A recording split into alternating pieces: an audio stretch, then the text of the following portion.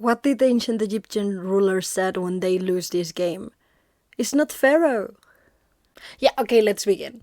Hello, my beautiful basilisks. Long time no see. Sorry about that. Today we're going to do something a little bit different, and we're going to talk about a board game, an ancient board game. So firstly, I'm going to tell you about the board game in particular, and then I'm going to show you how to play it. So let's begin. Mehen, do correct me if you know that I'm pronouncing this wrong, because I could not find how to pronounce it. But Mehen is the name of the board game, and also it refers to a deity who was depicted as a snake that coiled, because Mehen means coiled one, around the sun god Ra during his journey through the night. I'm not going to talk about that in deep, but if you want me to do that later, do tell me, please.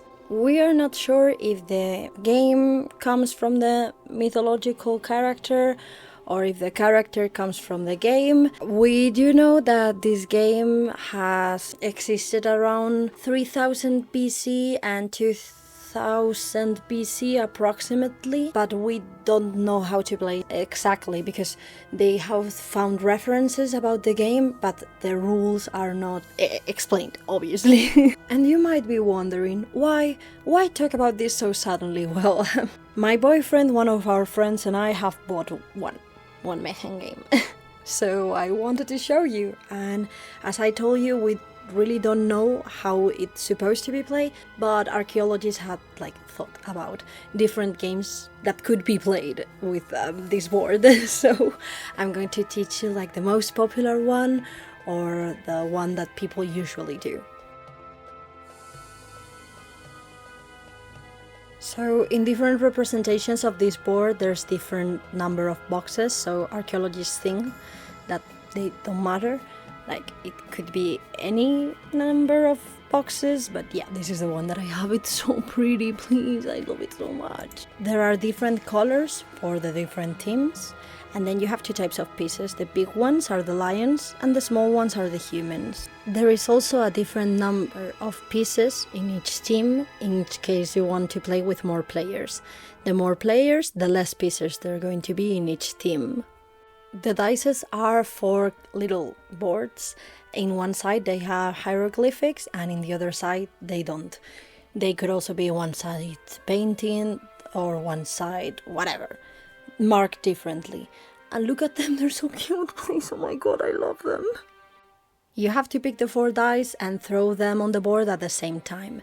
The sides that are up with the hieroglyphics are worth 2 points, and the sides that are down are worth 1 point, and you divide them separately.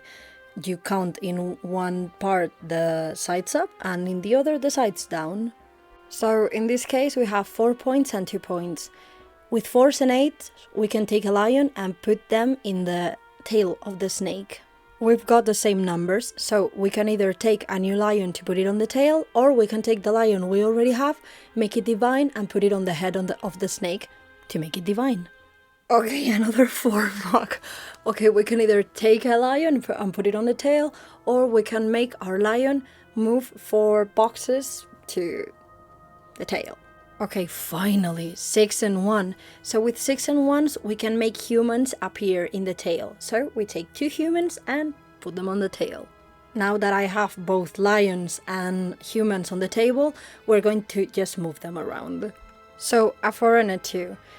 We can separate these movements, and we could either take the lion and make it divine, but we're just going to move things around. So 4, we can take a human and move it 4 spaces, or we could take a lion and move them 4 or 2, because we have them separated, 4, 2, each one for each piece, and you can decide. Then 3 and 2, so we could move the human and the lion, but we can make something special.